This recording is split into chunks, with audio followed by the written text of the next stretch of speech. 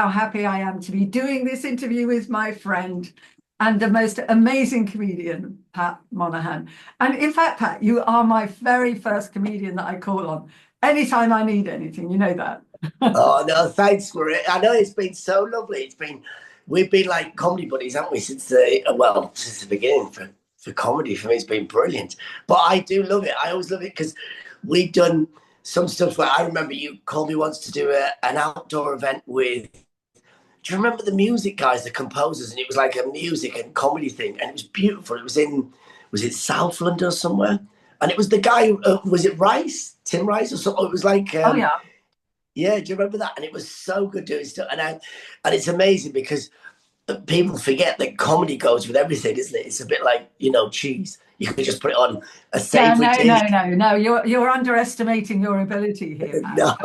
I can start to step in and say this, but I think that you can go with anything, but I don't think all comedians No. can, and in a way that was part of my job, wasn't it? To make sure that I put the right comedians in the right place at the right time to Yeah. make the best of themselves. But where did you No. start? Where was your first gig? So when I first came to London, and it was God, I didn't really know anything about stand-up comedy, really. I didn't understand what the whole concept was. And then then I remember obviously the big ones. People would talk about jonglers. You had there was a store, there was a few big ones, and you thought, wow. And then obviously I thought, well, I can't play them because you're brand new. So you just think, okay, and I thought, okay, they're professional people who've obviously gone and trained somewhere. And then you don't realize, because people don't do it, they just think, oh, yeah, when you see someone on a stage doing a musical or someone doing theatre, you think, well, they've obviously been trained somewhere. And the same way with comedy. So I remember just doing like open mics. You just turn up to these gigs. And it was only by chance. I mean, I didn't really plan to go because I just went. It was the gig's not even there anymore. It was in Islington, and it was like in a little place called the Purple Turtle, like a pub thing. I think it's flats now, and when you go in, there was a pallet on the floor just by the door. So when the door would open, it would literally whack this pallet, which is the stage, and then you had people. It was crazy because there was about 18, 20 people in the pub or the room watching this thing, and I didn't realize, but 18 of them were on, so they were all open mics, and it was only like two genuine people who were the audience, and I don't think were gone to see the show. They just got in for a drink, and I'd only gone in the same. I didn't realize what was going on. I just thought, oh, I'll go and have a look, see what it's like, because I was new to London, didn't really know anyone. And and it just went from there. I did that thing. I thought I'll give this a go, and it was such great fun. And I remember the compere, the host. He was like a street performer, and I've never really seen him do comedy things before. But he was. I remember at the time he was a street performer who did these comedy shows, and he said, "Look, when you come on," he said, "have you done it before?" And I panicked, and I thought, "Oh yeah, I've got to pretend I've done it before because I thought you won't get on." So I just said, "Yeah, I've done it up north, whatever." And I'd never done any gigs before, and he said. 3 to 5 minutes.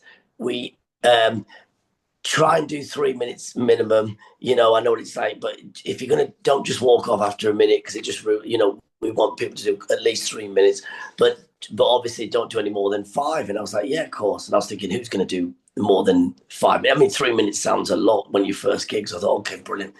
And then I went on, and it was nice fun. I went on all right now that I was just talking about stuff and had loads of things, and I remember it went so quick, and I remember I was enjoying it. I probably enjoyed it more than the audience. I mean, but it was great fun for me. And then I remember the guy at the back waving and I was thinking, why is he waving?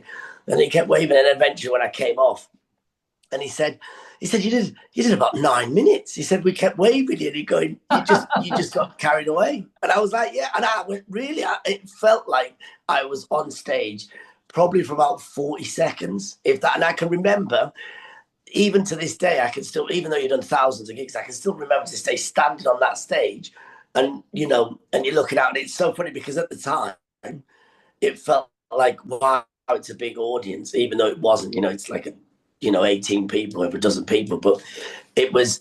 And I can still remember standing on stage talking, and it went so quick. And then now it's like, yeah, it's crazy how. And then from that, I did a couple of open mics, and then yeah, it was so interesting because I was saying when I'd seeing yours with Adam Bloom and different people you spoke to, where so Battersea Jongleurs was like the big one. So it was Battersea Jongleurs and Camden Jongleurs were the two big ones, weren't they? In London, they were like, as well as all around the UK, but they were the big gigs.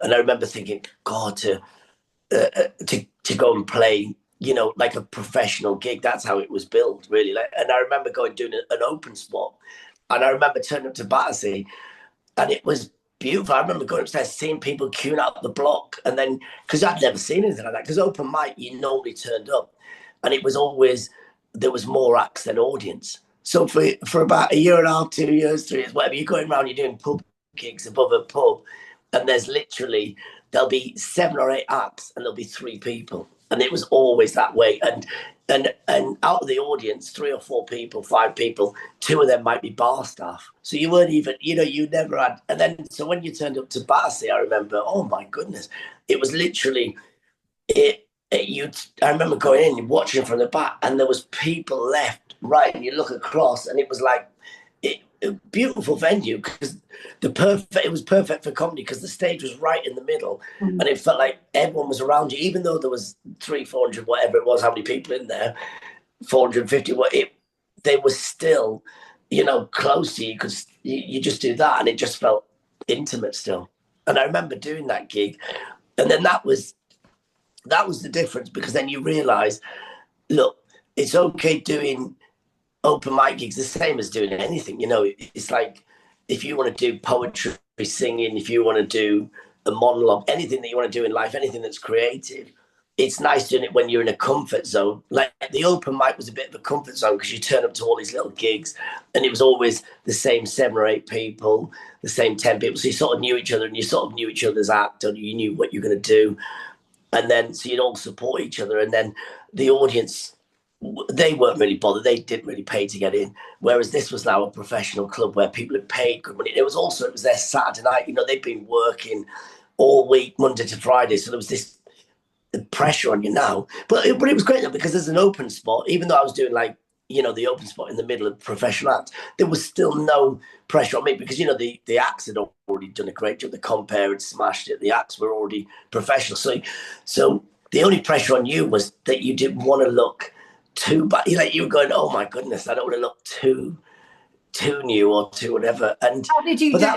How was it? Your first spot, was it good?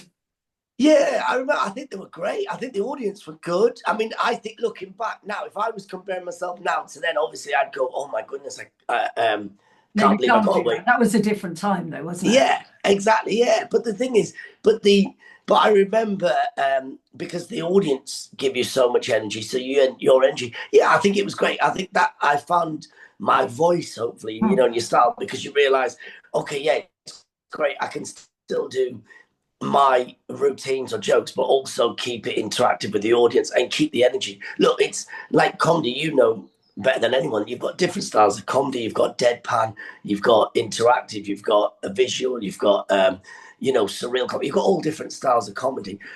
And my comedy, luckily, through the open mic when I first started, was always, even though I wrote jokes and segments and routines, it was still very much, it came across as if it was conversational. I go, right, this is me. I come from here. Hey, do you know what it's like? So that was my style. So it wasn't that hard to go from a smaller room to like a professional room, like Jongleurs, because then that's the sort of thing. It was, conversational, observational comedy is what I would say, not, like a mainstream, but it's what people look at. That's what they want to see more of. Whereas if I was doing something surreal or very deadpan or something, then it would have been all right, but it would have still been a harder shift, I think. Yeah, I think that, sort of people who may not have seen you, which I'm sure is very small now. No. You've got the gift that Graham Norton has. Yeah. When Graham started, his manager came to me at one of the clubs I was in and said, Maria, without you, Graham wouldn't have made it, because he wasn't a regular stand-up. He was a personality, which he is, an amazing personality. But so are you. You're a little bit of both, aren't you? No, thank you. You are very much that personality that engages the whole audience, which is amazing. Yeah. God, look, Yeah, that's interesting. You said about Graham Norton, because I remember, because back then when I was starting out, there wasn't, like now it is today. People starting out now today can literally go, right, I'll look on the internet, I can research here, I can look at that and see the style of comedy. Yeah. That didn't exist back then. There was no, like now it's so much easier in some ways because you can get someone who's never done stand up and go, right, let's see what your style is. And then you can almost, it's like an athlete at the Olympics. You can look at all their qualities and think, right, what are you good at? You can run, but can you do long distance, short distance? Can you do this? And I think back then, I remember with Graham Norton, I remember you couldn't really find any clips on him. And then I think the only clip, was he at Camden Jongleurs or something? There's a clip. Yeah. So Camden Jongleurs, we did live at Jongleurs, and he was on there. Exactly. Yes. Yeah, and that's like one of the few clips you'll ever see of him do stand up. And it's beautiful because you realise that's a style of comedy that people don't realise we have, that only works in the UK but when it works, Jesus, it works well. I mean, I remember he would sort of crouch down when he's talking, as in if you look at any comics from around the world, America, biggest comics in the world, they'll stand there and they will look out and they'll go, right, this is bang, and then they'll turn bang, bang, and they're not looking at anyone. If you realise, like the audience think they're looking at them, but as a performer, you can tell, well, their eye line is looking at the ceiling. They're looking at the back. There's no one there. They're like the theatre performers, aren't they? Yeah, exactly. Yeah, and so they're not bothered. Whatever you could build that fourth wall, you could put a brick wall in front of them, still deliver the same act. Yeah. Whereas that was the beauty, I think, with Graham Norton. I remember seeing that clip, and he would just crouch down and he would just talk to people, but then he's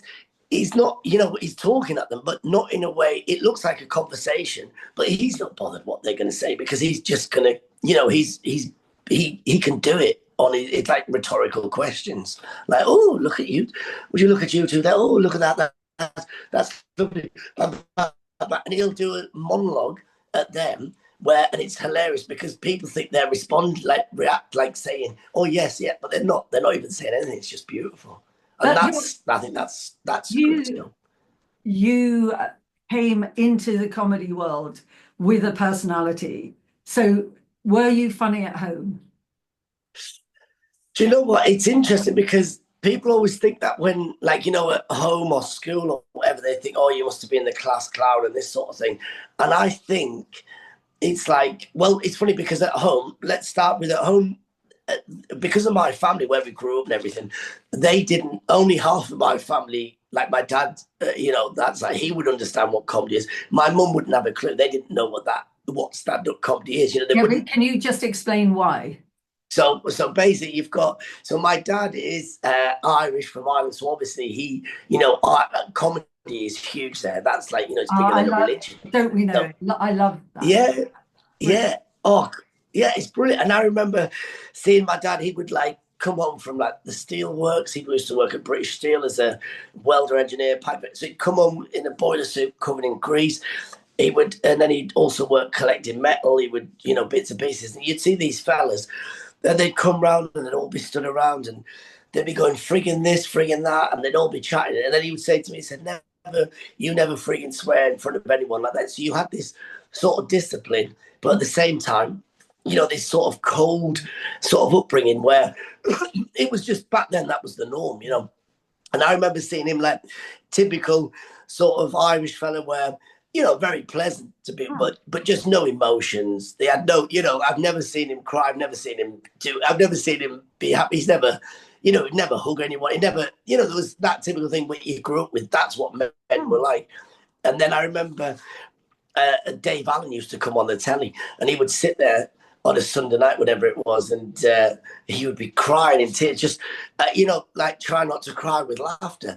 And I was thinking, even though I love Dave Allen, I didn't get half the jokes, because it was all jokes about life, and when you're young, you haven't really lived life, so you could see the lovely rhythm that he had, and it was hilarious seeing me dad and grown men like this just breaking down in tears, and I thought, God, this is amazing. So my dad, grew up with that, and we grew up with that.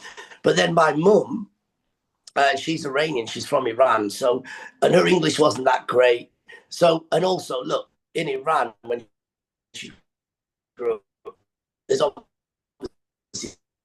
there was no such thing as comedy stand-up. You know, you attack culture, you attack life. You can do jokes about the government. You can do jokes about observational stuff. You can do. Whereas in Iran, you know, that's totally off board. You know, you're not allowed to do any of that stuff. It's the same way in Iran, even to this day. They don't really have all the best comics from Iran and not in Iran. You know, they're in the UK or in America, you know, or in France. They're all, yeah. And in Iran, even though Iran now still has great movies, it has great music. I've seen some films from Iran, and even now to this day, they're not allowed to mention anything political in their films. They're not allowed to mention sex, drugs, violence. There's not allowed to be anything. And yet the films are still great because it just shows you how when they're constrained or whatever. And I think the only problem is for comedy, that just wouldn't work because with comedy, look at our comedy, you know, there's not one comedian you could name any comic from right at the top to right across the spectrum. They all mention some sort of a drugs reference, or they mention some sort of family reference, or they mention something to do with politics, or they mention, you know. But mind you, and I think that's when I do my teaching stand-up, as you know, 6 weeks to stand-up, I give them those restraints in order for them to think and have that discipline of thinking. No sex, okay, but don't do politics because they're easy. You know, and I'm not going for a proper stand when they're on the road and everything. They have to, because they've got to tap into everybody, and it's got to make sense to your audience. But when I teach it, I give that as a discipline. Don't do this, don't do that. Yeah. And you have to try a bit harder, and it works. No, it's brilliant. Well, listen, I'm on your side for that because if I do family shows or comedy shows for kids or families, whatever, and you'll get kids coming at the age of 4, 5, and 6. So it's brilliant because I don't swear anyway. So you're not allowed to swear. You're not allowed to do anything that's blue, anything that's, you know, sexualized, anything to do with drugs. Great. And I just think, well, that's easy. I can do, you know, most comics. I remember comics would be panicking, going, "Are you going to do 20 minutes on that?" And I'd be like, "Well, I do an hour and a half of it on tour. When I do a tour show, there's not anything I don't do anything that's controversial, anything that's, I mean, yeah, the thing about the government is only because, like things we talked about there, COVID, at the time when COVID was on, of course you've got to talk about a lockdown. Yeah, you've got to make sense to the audience. It's got to work. So I get totally. Yeah. So do you do cruises? Yeah. And that's, which one? Cruises. Do you do cruises then? I did them. That was way before COVID. I used to go and they were great fun. I used to love them, but the only problem was I get seasick, so I just couldn't. It was just too much after that. It was a shame because the people were lovely, the audience is great, everything, and it was lovely. You go on, you do 2 or 3 shows for the week, and nice theatres on the ship and everything. It was great, but it was just. But then once the show had finished, the adrenaline had gone, and I'd be seasick. I'd be just like in my cabin, like, and that was before the gig and after the gig. Yeah, and I'd be just like, oh, I like it because it's rocking. So let me ask you something, because you rely on. Oh, I remember. Yeah. No, when how did you then manage to become the person you are? So I have seen you. I cannot tell you how many times, of course, and it's great, and you're amazing every time, but you absolutely make everybody feel at home, and you interact with everybody. You improvise every single night. So as you know, as I know, loads of comedians, when I did my 10-minute stand-up, I had to practice to get those lines right. And that's what I would be like. But you are off the cuff. You talk to the audience. You make fun in a very, sort of entertaining, but also inclusive way. You don't put them off. And how do you do that? Is it just years of experience, or do you have brothers and sisters you used to banter with? I mean, men are great at banter, aren't they? Well, I think it's a combination of a few of them things. I think, look, the way that you taught them principles, I think they were great. That's what I used as well.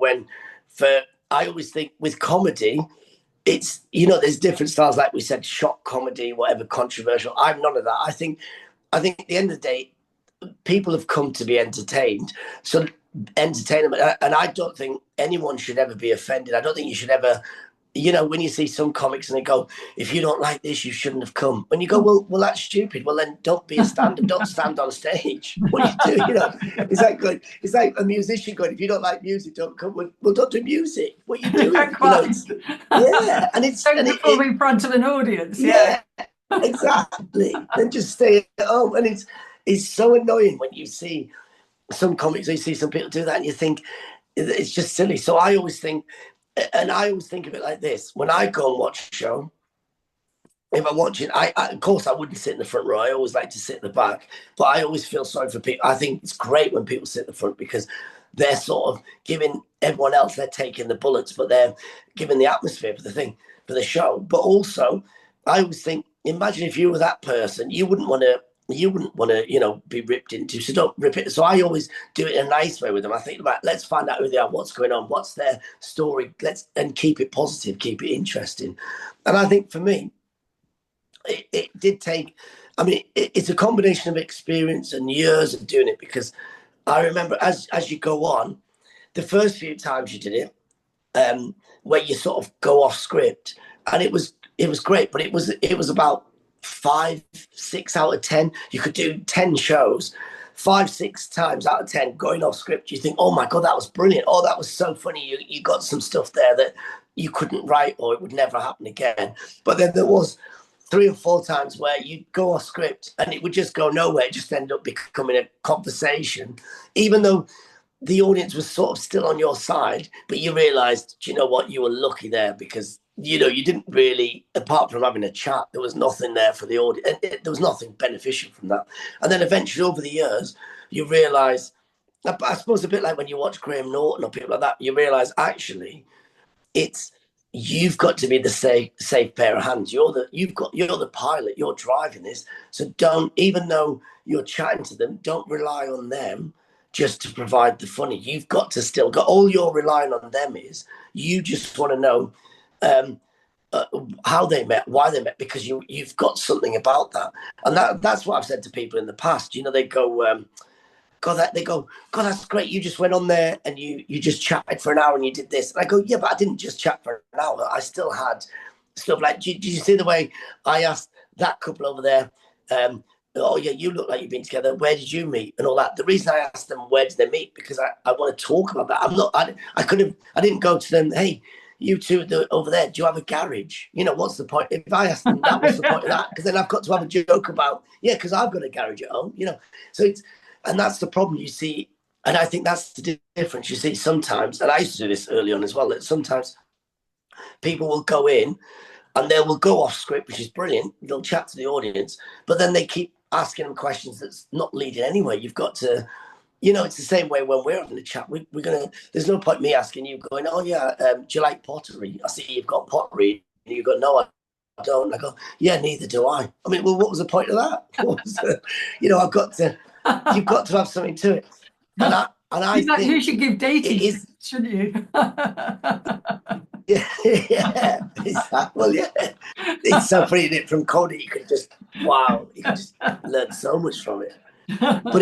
But it is funny that when you say though about growing up though as well with siblings or at school or whatever, and I think we grew up in that era of that time where it was so old school, where it's so funny now when you sit and you did great things. We did it at Brentford and all, where you talk about mental health, or you talk about just talking.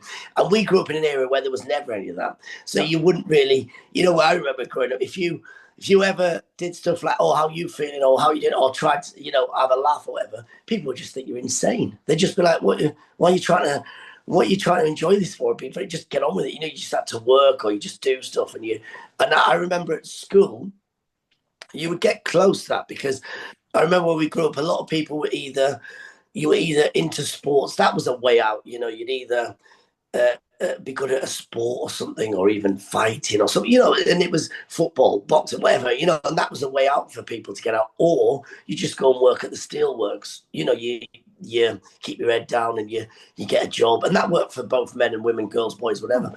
And I remember for us, it was case of it wasn't like you were a class clown, not at all. I was the opposite. I would sort of keep myself quiet in certain situations, but then I remember when it was needed, that's where I'd learned, okay, right, I need to use this, because it was a case of, this was back in the 80s, before mobile phones, before anything. So, if you had a gang of lads or someone that wanted to fight someone, you're not going to fight them. So you had to use humor to try and break out this situation. And that was like your secret weapon. Like you'd have some kid that was suddenly great. I looked at Robin Williams. Robin Williams used to interact with his mum. Really? Yeah, so Robin Williams learned the art of comedy right from a very young age. And interestingly enough, a lot of comedians have used comedy. I think Russell Brand was one. I think Jimmy Carr, in his own way, because Jimmy has his own method, all used to use comedy to entertain their mothers who were going through. Robin Williams came from a very big, rich background, by the way. But his really, yeah. It's interesting, but I didn't know any of that. I didn't. Yeah, his mother was away quite a lot, but he used to get a lot of attention from her when he used to, play around, sort of get her to be involved in humor and things. Humor has such a big role to play in the world, doesn't it? But was he a big family though? So was he like? No, just an only child. He was only. So he was in child. Yeah. Oh, and she was always working away. So was Russell Brand, and so I know Jimmy Carr's got a younger brother, I think. Yeah. But there's a lot of people who do bring their humor, and you learn it in a way at teenage years. That's when it is a moment to explore and enjoy. I love the fact that it's free and it's a natural antidepressant. But how do you structure your gigs? So do you think about, right, who's going to be here? How do I do it? Do you actually, and what sort of material do you work on when you prepare for your tour? So basically each year I'll try and do, like, it's a brand new show. So you have to be that ruthless where it's so annoying, but because you spend all year crafting this material, then it gets so good. And then by the end of that tour, it's perfect. But then you've got to then put that on the shelf, right, and then you create again a new one. And so each year, I don't make it themed. It's always about what's happened to me in that last year. Literally, what has happened to me so far, and then I link that back to my childhood. So, like, for instance, the current tour that I'm doing, it started off with, it's all about acknowledging or anything like that. There's a little bit of that in the show, which is ironically what most people are interested in. They'll come, they go, oh wow, we're interested in this. And it's because, and then I realized the reason why a lot of audiences or people are interested in this is because it relates to their future and their jobs. So this whole show is called The Tour. It was just a title that had no relevance to anything. It was just me, the fact that I could talk as much as a chat GPT. Because, like nowadays, young people, or anyone nowadays will more like a family friend or a family member or even their partner or whoever. And that got me thinking. I thought, this is crazy because, I love the fact that, I grew up in a time where, you didn't have any of this thing. You just got on with it. I remember, like, nowadays when you speak to someone, particularly, not everyone like this, but anyone under the age of, like, say 25, if you speak to someone under that age, you'll say, hey, have you heard about this? And this happened. And they'll go, oh, hang on a second. And then they'll Google it. They'll go on their phone and they have to, like, fact check stuff. And I just think that's ridiculous because I remember growing up in an era where when someone told you things, you just, even though you knew half of this is just lies or they're just making this up, you didn't need to fact check it. You just sort of took it with a pinch of salt and you carried on. It was a great conversation. And so a lot of the show is about growing up with the way in the last year, it's amazing. Like, I always thought, even in my house now, look, there's a Dyson Hoover stuck up on the wall there where, a couple of years ago, 5-10 years ago, you wouldn't dream of having. No, but what has made up for it is you've got that amazing painting of David Bowie behind you. Yeah, Yeah, that's that is exactly. so cool. That juxtaposition. Yeah, it's perfect, isn't it? You couldn't. Yeah, That would make a great poster for a tour. The way exactly. we, That is you and your home. yeah, I love it. yeah. And the Yeah, flowers. And the yeah, flowers as yeah. well. This is Very like a flower arranger. This is like probably one of the nice. oldest Nice. jobs. Do you remember? Yeah, Yeah, but that's this cool. is like something from the 18th century, selling flowers on Covent Garden Market. That's even though it's a print, that would the guys originally does stencil artwork, which is probably art history, which is if you look at art probably from thousands of years old, whatever Michelangelo, whatever. And then you've got the Dyson, which is one of the things in the show. I don't talk about. I mean, I mentioned that Dyson, but I don't. But one of the things I talk about in the show is about these Ruber Hoovers, which is when we went to buy that Dyson, the guy was trying to sell me an AI Hoover, which is like basically. Have you seen these things? The disc. Yeah, it's a Yeah. disc, and you don't even have to do anything. You just leave it in your house, Yeah, and it just goes around. Oh, it's terrifying. Yeah, So, it's like, and what's it going to pick up? oh, yeah, exactly. And where's it going? And also, when you're trying to sleep, imagine like you're going to think you're being burgled. There's something like, what the hell's moving in your house? Because you don't program it. That'll detect dust and it'll just work out the best times to hook you out. It just goes off on its own. And so the first half of the show was all, I mean, I'm still touring the show, but it's all about, every day I have a quick chat with the audience, bits and pieces, what's been happening. I talk about, anything that's topical in the news, like them two astronauts that got stuck in space. Yeah, great story. Yeah, it was great. And just things like that. And so, and audiences love that because it shows that, you're topical as well. Even though it's only the first half of your show, you're still keeping them up to date, it's topical. But and then the second. Do you find, sorry, when you talk about things like the astronauts, that people are really interested? Because almost educating them as well. Do you have to give a bit more information for those who don't know? Do you have to say, oh yeah, well, did you know that there were two astronauts stuck in space? Oh, it's hilarious because as soon as you mention it, you look up to the audience. You can't see everyone, and then you'll get other people going, what? And then I have to then explain this, and then I'll say to the audience, say, right, who's actually, has anyone actually seen this? And it's always about 60%, 70%. Really? Oops, we've frozen. We'll work that out, Pat. So what's the second half of your show?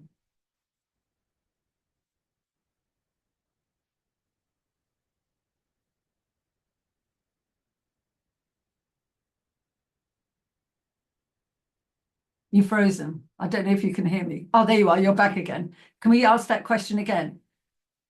What's the second half of your show, Pat?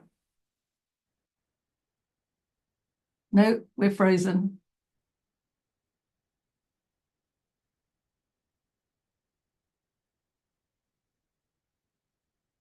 Hang on. Let's try again. What's the second half of your show?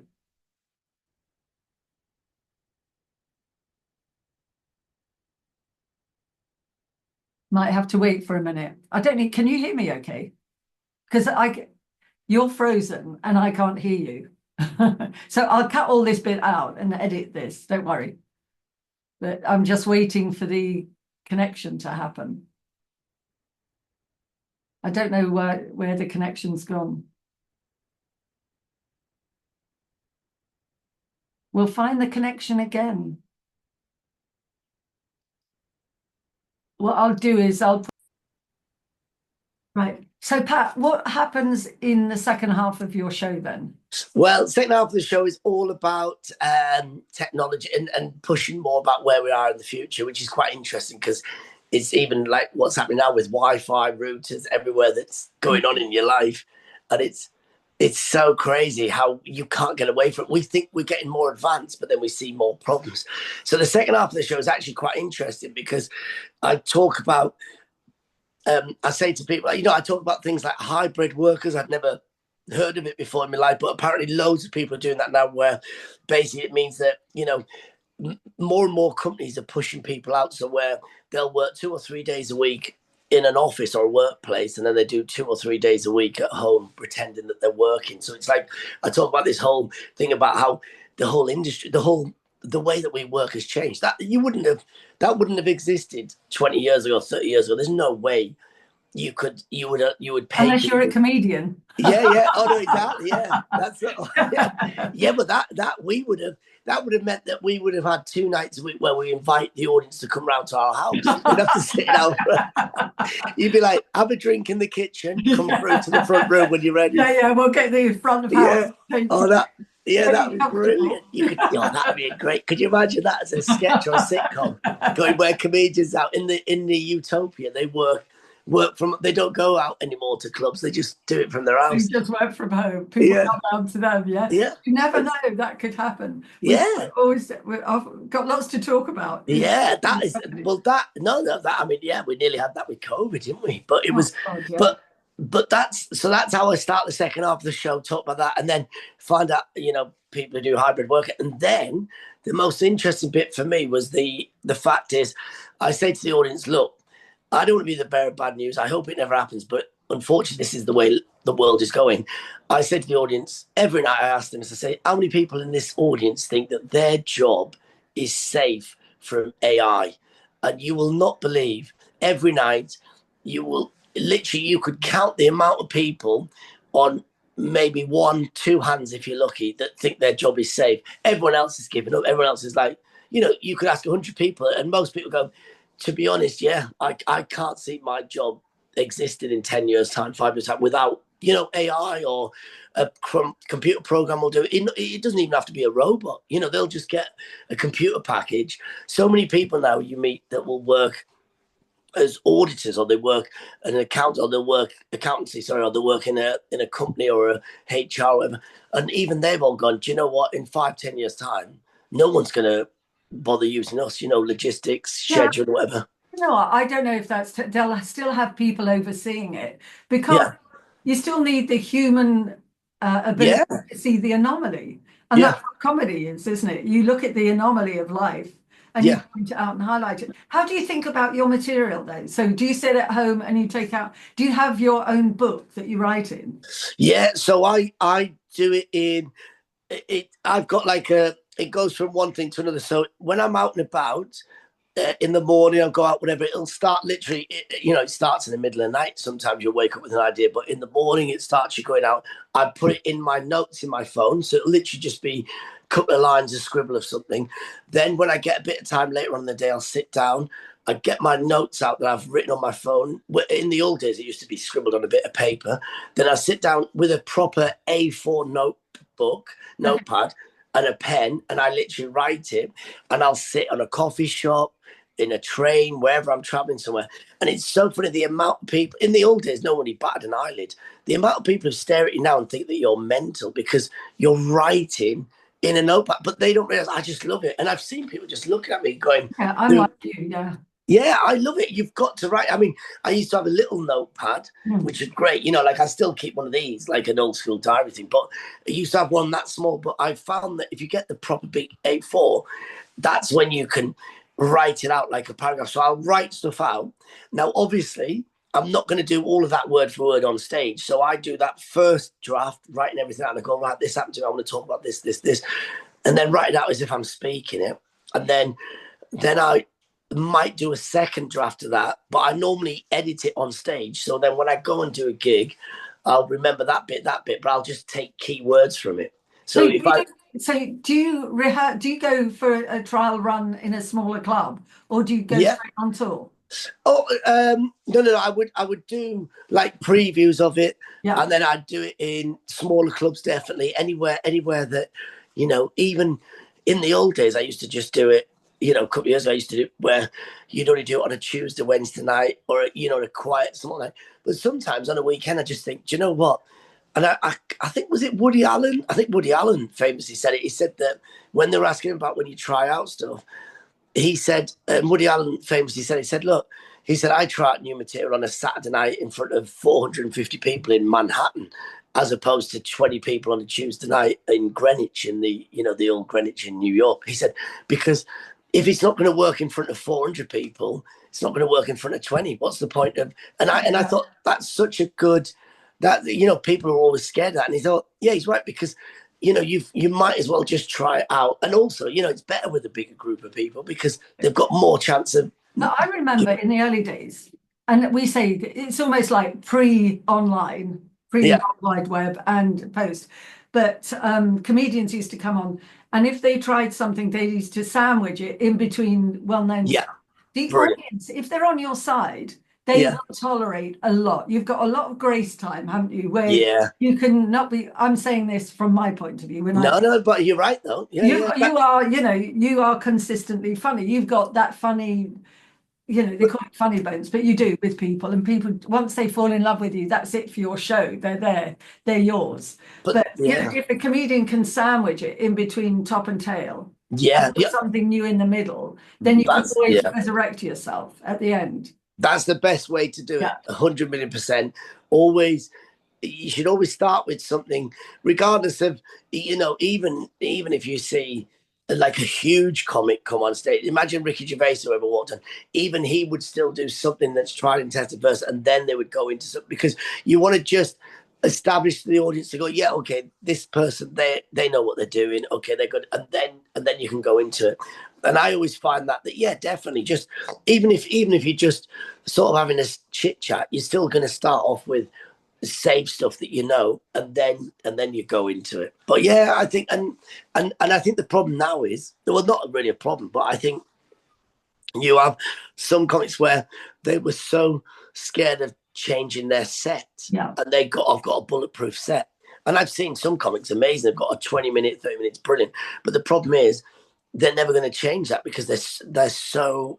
Well, I have seen that. Oh yeah, you've comedians who started with me in the 80s, and I see them again in 2010, 12, 15. Yeah, it's exactly the same set. But you could do that, yeah. But if it works, you know, I think the audience love it, and if the comedian is in the right frame, then the audience will laugh. Great, good for them.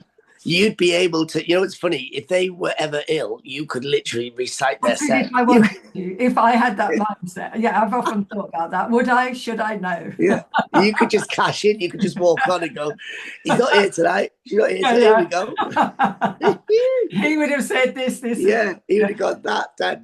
And how do you remember your stuff? If you're on stage and something comes to you, how do you memorize it? Or are you always filming your stuff? So it is, it's a case of you've got to, I would say, I always record it on my phone for the, so I can listen back to it, but I'll always film clips as well, so that I could, some of them clips I'll use for social media, but some that I use just for myself, so I can watch back and go, oh God, yes. So I said, because I remember before recording clips, or even, you know, before you had devices for it, I remember doing gigs where people would come up to you 6 months after and go, oh, I remember seeing you in Scarborough, such and such. Oh, yeah, brilliant, thanks. And they went, oh, you did a great routine about a giraffe, and it was so funny about it. And I went, I've never done a routine about a giraffe before in my life. And they went, that night, for some reason, someone said that they were a zookeeper or they'd been there, and then you just went off on 3 minutes about this giraffe. It was the funniest thing ever.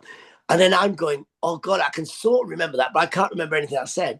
So nowadays, when I listen back to stuff, and then you realize it's because, I mean, you probably know better than anyone. I think it's because your brain works under pressure when you're in that situation. There's something about, this is, I learned, and you were there, you were my compere, thank God. Yeah. But when I did what I learned from it was exactly that. Under pressure, stuff comes to you. Yeah. Because, you know, once you focus, and that 10 minutes that I did, you get this all the time. You do hours.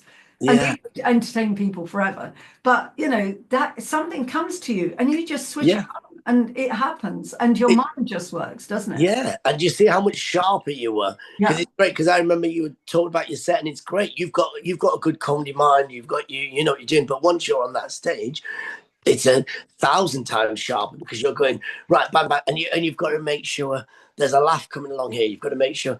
And I've done it where you've written out, when I'm doing new material, I've written out, and they might laugh part of the setup or something else, but they might not laugh at the punchline.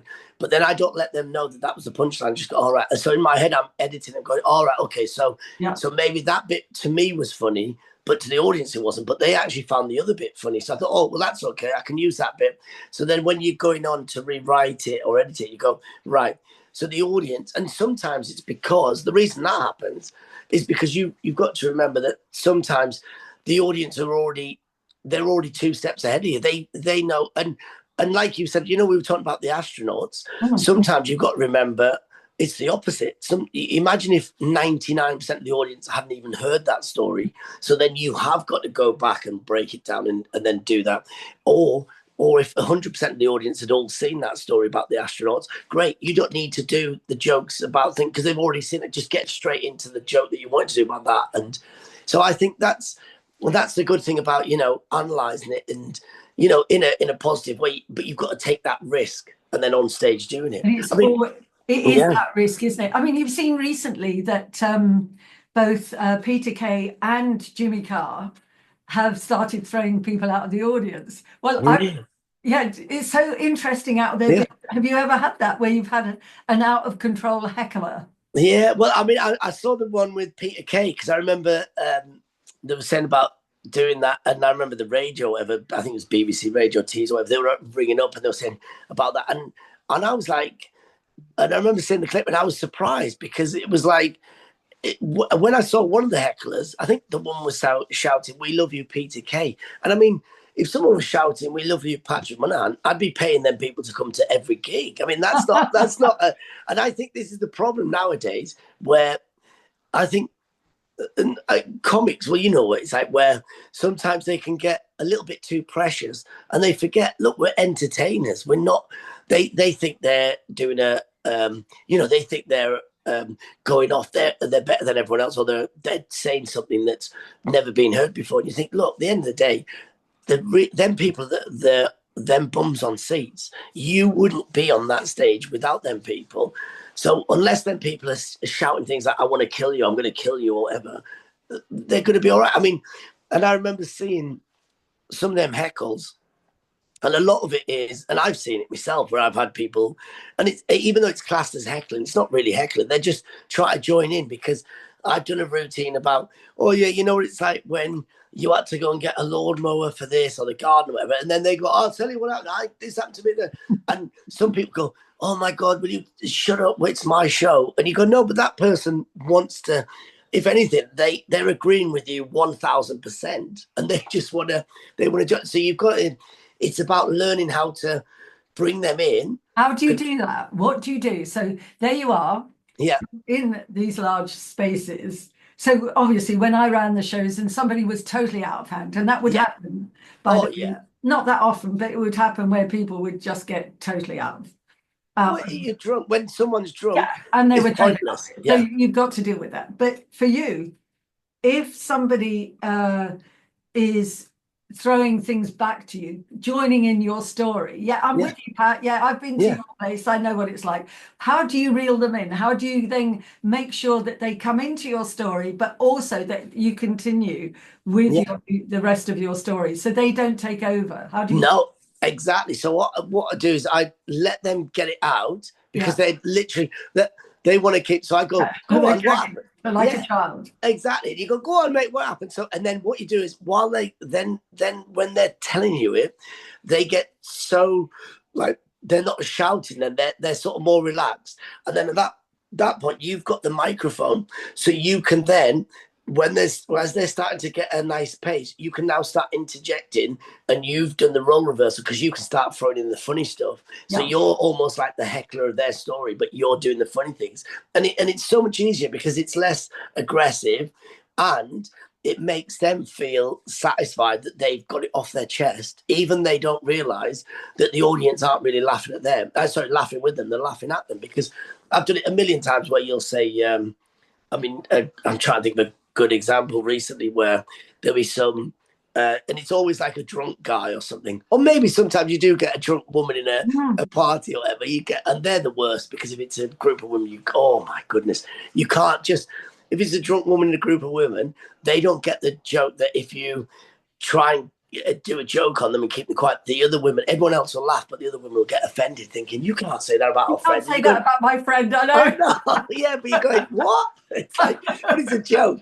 And then the same way, if it's a drunk guy and he's with a group of drunk men, as soon as you say something funny about his mate and you shut him up, his mates all clap and cheer and go, "Well done, you've sorted it out." And that was the so I always find it that I think 9 times out of 10, it's always, say it's a bloke he means good intentions, but he's obviously, he's had a couple of drinks, so he's a little bit more confident than he usually is, and you'll say something, and I remember, say like we were talking about this, the jobs or whatever, working 3 days a week at home, and you'll get some guy that going, "Yeah, I'll tell you, I work 4 days. I tell you what, 4 days a week I'm not in." And I'll go on. And instead of like trying to cut him off, I'll go on, what happened? And then he'll say something. And then while he's talking, then he gets relaxed. Then I can jump in and go, "Actually, you're as lazy as them lot." And then bam, bam, bam. And then you can, so then you've got him under control. Yeah. And then he appreciates it. He just goes, "Oh yeah." And he's got it off his chest. And you're still in control. You're the pilot there.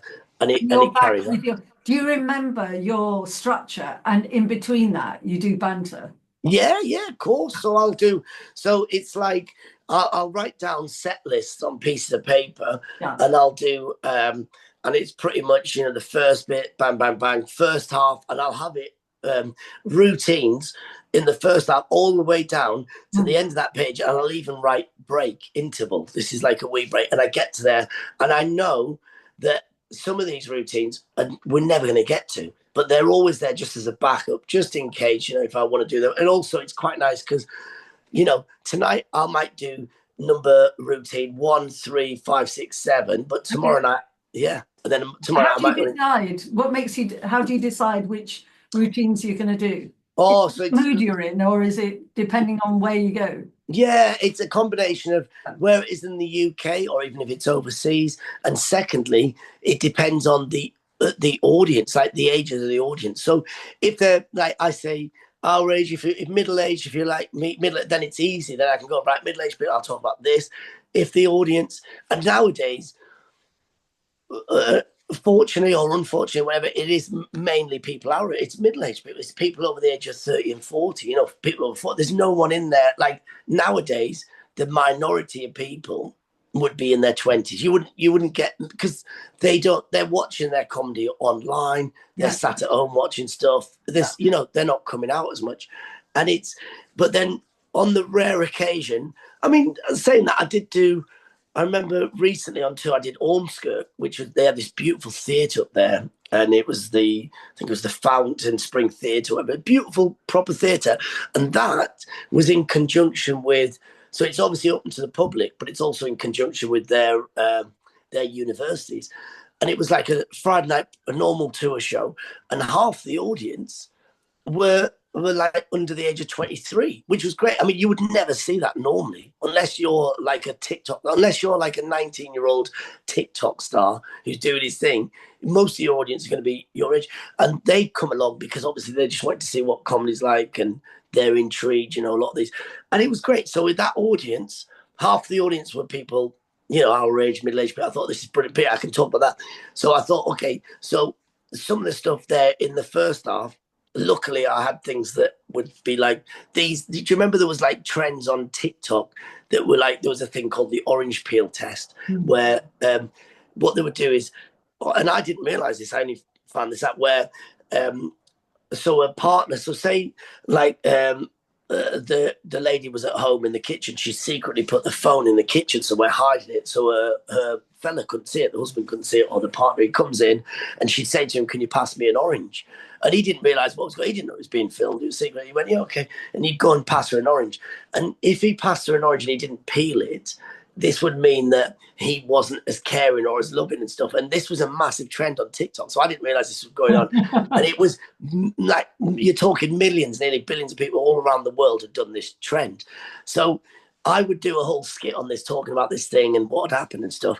And what I'd do is I'd only do that if there was enough young people in the audience. Like I've done gigs where last weekend where I've done it where most the youngest person in the room was like say 38 or something, and then everyone else is 40s, 50s, and 60s. Brilliant. That's a lovely gig to me. They're all people who get everything. But I'd probably go, do you know what? There's no point doing that routine because you'd have to explain everything about it, even though the joke at the end they would get. But there's no point because I just think I've got so many other routines that I wouldn't even need get straight into that. And I think that's comedy is shorthand, isn't it? You've got to bring the audience in with you. They've got to know something. Yeah. What do you classify as a good gig or a great gig? What's the best? What's the best stage you've ever played? And you go, oh wow, that was perfect. That was perfect. Everything was perfect. Yeah, I think it's so funny because it's almost like that. I've had that before. When you remember when people always go, when punters or audience people go, where do you prefer playing? Where do you think is it better up north, down south? And I always go, listen, it doesn't matter where you are. You could have a great gig in the north, in the south. You could have a great gig. It could be just as good wherever in Wales. They could be amazing. It's not about so much about the location of it. It's about the people who come. And some nights, oh my God, some nights you'll just get the right collection of people who come. They've never met each other before, but for some reason, they all come in with this amazing energy that you're never going to create. And you think, God, that's just the universe working where it goes, we're bringing everyone in, but they've all got you don't want everyone happy, clappy and too much because then that's too much because then they're just going to laugh at every, and then it becomes a bit too, oh, well, there's, you don't have to try hard. But it's amazing where you've got some people who've come in with a bit of, you've got that dry sort of doubt or that dry sort of thing, and then you've got these people who are lovely, and then eventually they all just meet, and it creates this beautiful atmosphere.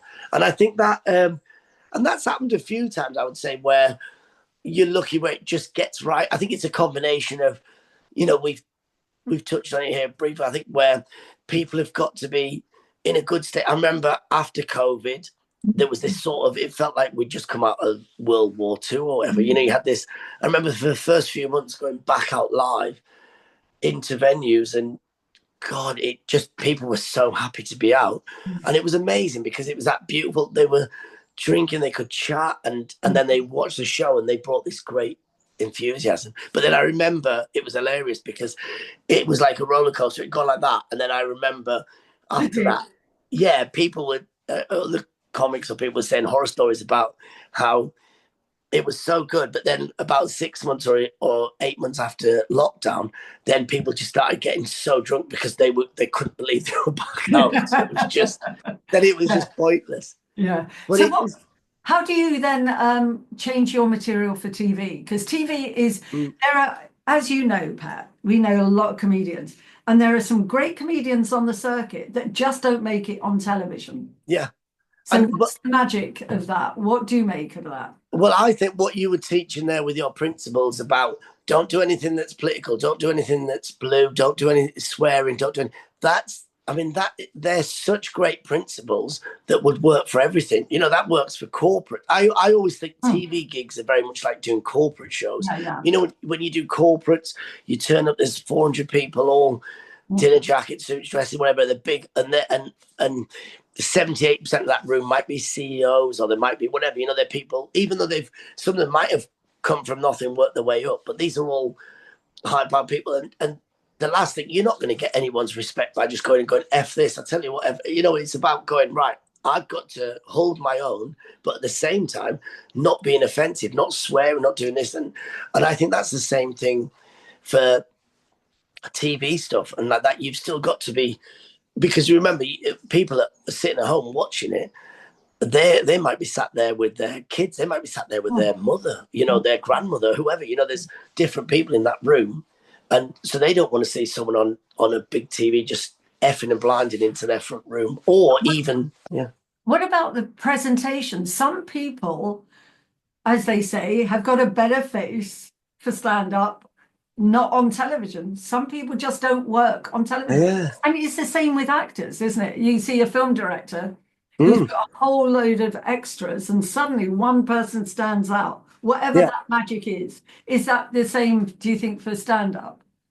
Yeah, I think with stand-up, it has got that thing where the problem is with TV, they sort of have their image of what they think a stand-up should look like or should sound like. And that's the problem. And that's the same with films, isn't it? I suppose when people have, when you read a book and you've thought, oh, that character looks like that, looks like that. But then when you watch the movie, they don't look anything like that. It's like, I remember, was it The Man on the Moon or whatever? I can't remember the one with Jim Carrey, even though he was brilliant in it and the other guy, whatever, it was that Bob Samuda guy wrote it. And this was even before they made a film. And I remember reading about this comic and you had the image in your head. And then when you saw what the real person looked like, it was slightly different to what you saw. But then when you saw the movie, it wasn't the movie. The actors weren't anything like either your image or the actual real people. So, and I think that's the problem with TV.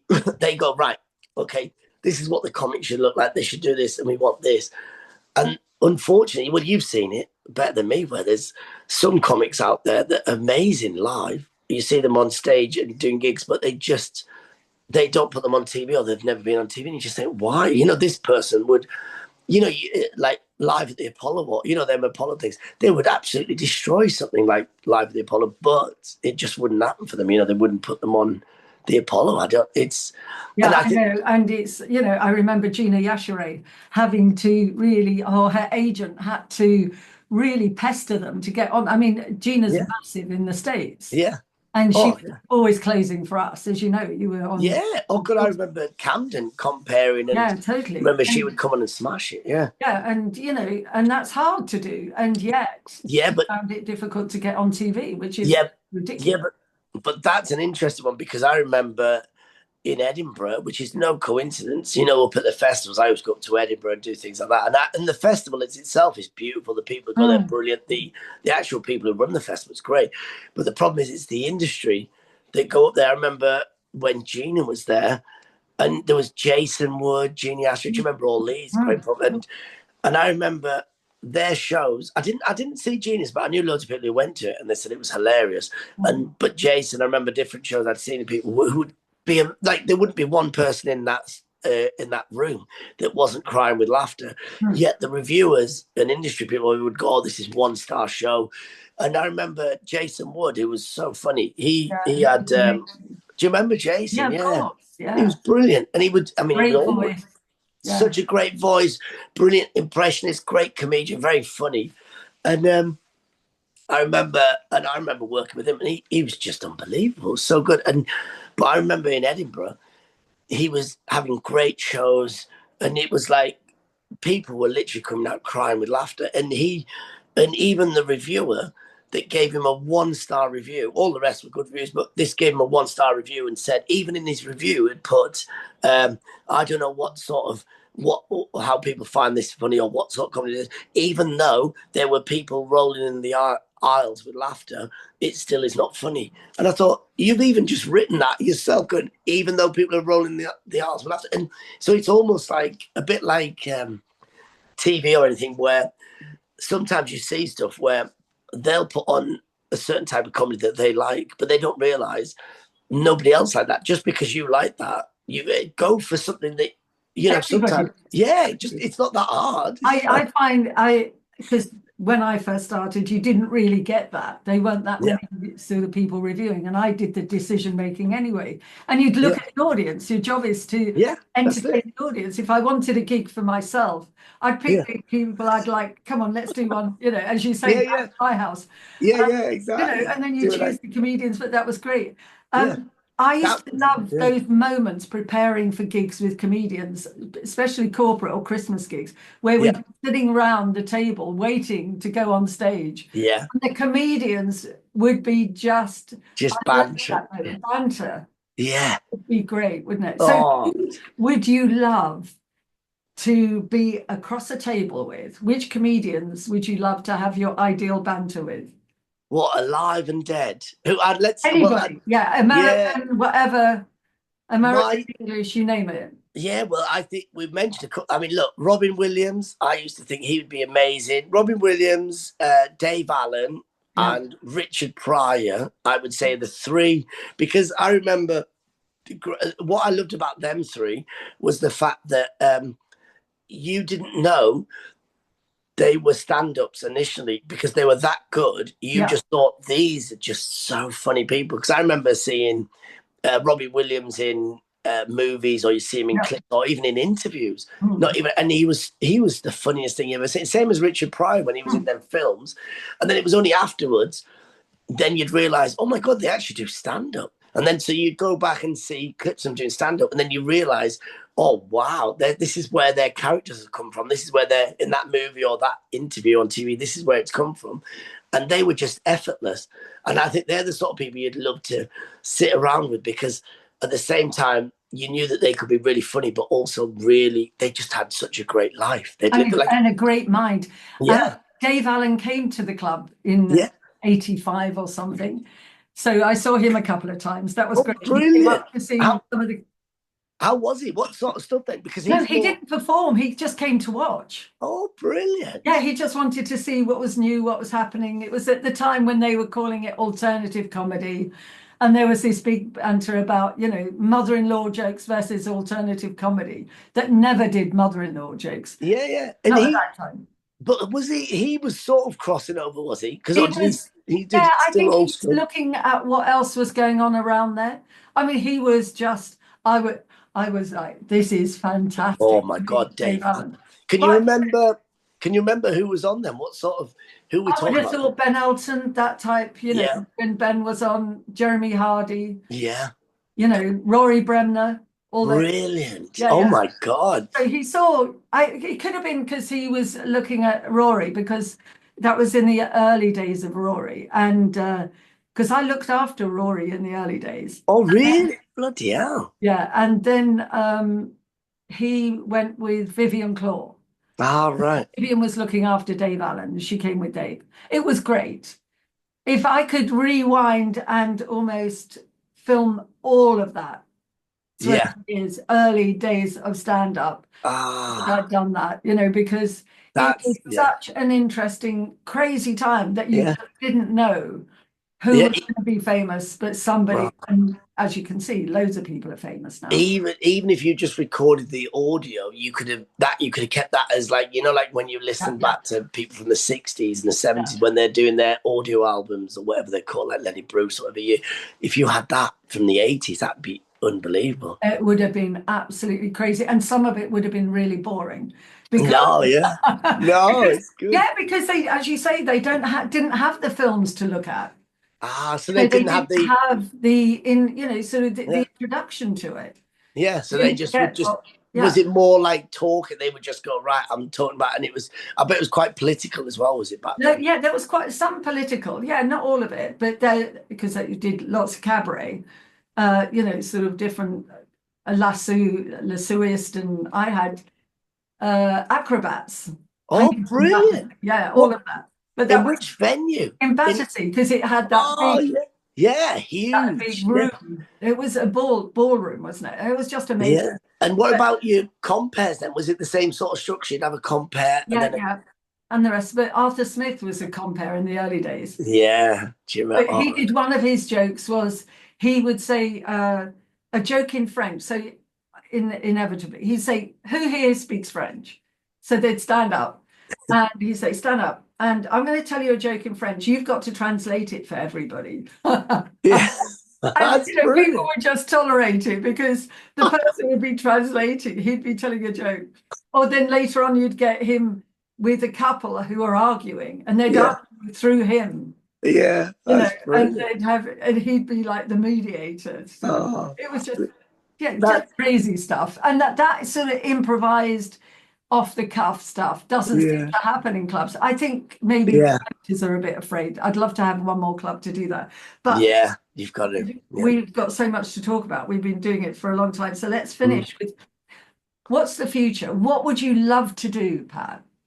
So I think do you know what? I think it's that case of, it's so good now that, we've talked about TV and other stuff where that's changed now. Luckily, the gatekeepers have moved where, online is more of that's the future now. And I mean, I've seen it where even last year going up to like the festivals and 80% of the posters, I remember I was walking with a fellow comedian, we were walking around, 80% of the posters up, we didn't know who they were. I mean, they looked great, the posters, whatever, and it said, TikTok star, 150 million views or 2 million followers on this and this.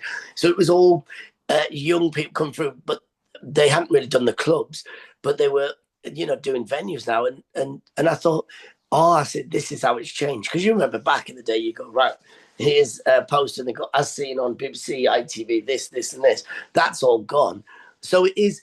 And I think in some ways that is good, in some ways it's bad, but it's good because it means, okay, that means now you've got to learn also how to do it live on stage, but also how to then make it content ready for the social media, for the internet. Because, TV, I've seen it where people can be on a TV show and, nobody's seen it. Nobody will know what they've, that won't shift tickets, that won't sell stuff. But it's so interesting you saying this. It wasn't that long ago. I saw a gig that was done with people, sort of younger people. Then you got people who'd been in stand up for a bit longer. And then you got the more seasoned, Hattie Hayridge, Sean Mayo, of course. Yeah. And it was like the people that had just started the social media were like, okay, I'm a comedian. And that was it. No, sort of, I'm a comedian, please laugh at me. And no content. Yeah, of course. The group had a bit more content, but not really worked through. And then you got the people, the proper comedians, actually had the content. Yeah. Their job. Yeah. And that's why Sean and Hattie just nailed it. Yeah. And that's the audience loved it. It was all content delivered, worked. And that is the skill. That's the thing that I always say to people. It doesn't matter how many followers or views or whatever you've got, you've still got to be able to deliver it on live on a stage, because at the end of the day, listen, fair enough, some of them people with loads of social media following, they'll make money through advertising, but the thing is, that's not long term. Also, they're stuck then having to appeal to make an advert for someone to make sure they get views off their thing. But as a live performer, that's like learning how to become a bricklayer. That's how learning how to ride a bike. These are skills that no one can suddenly take that away from you. In 5 years' time, no one can go, right, you're not going to be able to do stand-up anymore. You're not going to be able to do. You go, well, you've learnt them skills. Of course you can. Whereas you couldn't just grab someone and go, right, there's 3,000 people in that the Apollo, go and stand on stage and perform for an hour. They'd have a heart attack. And exactly. And they don't realize, they think, even though the 3,000 people have been watching their sketches, they don't realize it's a different skill. They should have gone. And I've had this conversation with a few people where I've said, when they go to these big venues, I always say, why don't they just get them in the little venues first and then build up the skill? And they went, no, they said the problem is, if they went to little venues and did the thing, these people would never come back and see them again. This is why they play a big venue, cash it out, they sell the tickets, and they're not cheap. I mean, some of these tickets are like 30, 40 quid to see, 50 quid to see a show. This person's never done a live show before, and they say they sell them out, and they'll sell out every little metro arena around the UK. They do these one-off shows. They take that, they sell out, and because they know they're never going to perform live again, because it's all going back online. And because the people who paid 50 quid to see them, they said, yeah, that was all right, but they're never going to go and watch them again next year live. They'll just watch them online. And I think that's the thing we've got. So in terms of where we're going, I think as comedians, listen, we can't change what we're doing on stage. We've got to keep it live amazingly, but you've still got to learn how to go, right, I need to put some clips. I need to show the online audience what we do live, but at the same time, you've got to create some content. You've got to keep it that it works online as well. Because we talked about bantering with the audience and chatting, and I remember, and it is great fun some nights when you do chat to someone in the audience and they'll say something that's hilarious. You'll find out these two did this and it's hilarious. But it's that thing of everyone that night loves it because they knew that wasn't planned. But the problem is when you show that online, it's like two other people at home, they go, well, we weren't there, we didn't really get that. So you've got to learn, okay, how do I then develop content that works online as well with that? So that's why when I do the tour shows, I make sure there's routines and stuff, because then when I finish with that, I can then take out some of them routines and put that on the internet. That's clever. So but it is interesting times. I think we're at it where, we're at you've seen it, where it's the way that, comedy it evolves and changes and live and The fact is, content still works. I was listening to Dave Chappelle the other day. yeah. I saw him at the O2 with Chris Rock. And the fact is, why do masters like yourself and Dave and Chris Rock and all the rest that are so amazing, why do they work? Why do they get the audiences? Because you've worked your material. Yeah, you can't bluff you can't bluff a live audience. That's the thing. They're not gonna. Yeah, and it's amazing when you see. I mean, look, Dave Chappelle, Chris Rock. I mean, that's like the masters of it. When you see, I remember seeing Chris Rock at the O2. Did you see Dave Chappelle and Chris Rock at the O2? I mean, it's ridiculous. I saw them. I mean, it was probably 5-10 years ago, but it was ridiculous because I think I've only ever been there once, and I saw Tina Turner. And I remember seeing Tina Turner on stage because Tina Turner had like 20 backing dancers. She had like 16 musical people with drums, guitar, and all that. And then when I was thinking, oh my God, we're watching Chris Rock here, I thought, how is he going to fill this stage? And it was interesting because he brought three support acts, which I'd never seen before. I mean, I thought like you might get one support act, and he brought three, and bless them, they were all right, but I'd never really heard of them. They were from America, and you could see the difference because these were guys who had obviously, I think one of them was quite big on social media. I didn't know this, and they were good, but they weren't. You could tell they hadn't done enough stand-up stage time stuff, and they were all right, but not enough. And then when Chris Rock came on, it was just it was like watching, it was like watching someone who'd played football a couple of times a week and 5-a-side football, and then you were watching someone like Messi or Ronaldo or the difference was just and the way that Chris Rock came out, he walked out as if he was walking into our front room. Imagine like it was me, you, a couple of our mates, and we go, we got Chris Rock's coming out, he's just gonna come and have a chat. And he literally walked on that step. You would not believe it. I remember it was a Sunday, he had maybe like jeans, smart jeans on, and just a nice little jacket top on, just walked out, and he just literally just went, hey London, what's that? And he went bang, bang, bang, and the next thing, he had everyone eating out of his hands, and it was like a masterclass. And I think that, brilliant, so good. Oh, it's so great talking to you, Pat, as always. No, thank you, so great. Now, what about you with your set? What have we done with that? Did you manage to record it? Do you know, I did record my set, but we're talking about you. I'm just going to log off. I want to see that. On. Thank you, Maria. Thank you.